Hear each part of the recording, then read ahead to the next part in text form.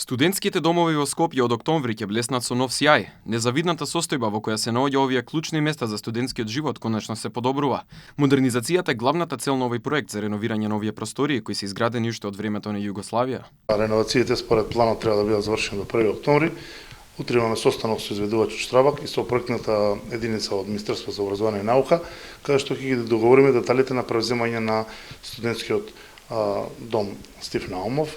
Така да, во наредниот период работиме на тоа да се договориме со кој темпо ќе почнеме да го превземаме и да ги видиме условите и да се подготвуваме за сместување на студентите. Реновациите вклучуваат целосно нова менза, чајни кујни со комплетна климатизација, како и места за социјализација на студентите. Просториите на студентските домови ќе бидат обновени од темел. Капацитетот на студентските домови во Гоце Делчев 1216, во Стив Наумов 1014, во Кузман околу 280 легла. Практично се работи за целосно промена на целата опрема, мебел, купатила,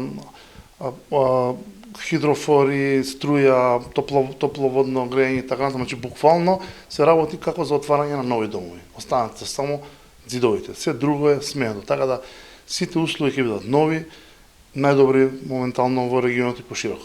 Капацитетот на студентските домови во Гоце Делчев 1216, во Стив Наумов во трите згради имаме 1014 легла и плюс во Вараките 138 легла и во Кузман околу 280 легла. Така да тоа е сосема доволно според нашите податоци и сите студенти што ќе аплицираат за студентски кревет оваа година ќе бидат сместени во тие домови. Претходно се заостри и законите за сместувањето во студентските домови. Лица над 30 години нема да може да престојуваат во нив. Ако се внесе алкохол, тогаш следува забрана од 5 години за посетување на домот. Во Стив Наумов цената за сместување е 6600 денари, додека во другите ќе чини 3410 денари месечно. Конкурсот за сместување на веќе запишаните студенти ќе трае до 31 јули, додека за ново запишаните ќе се отвори на 14 септември.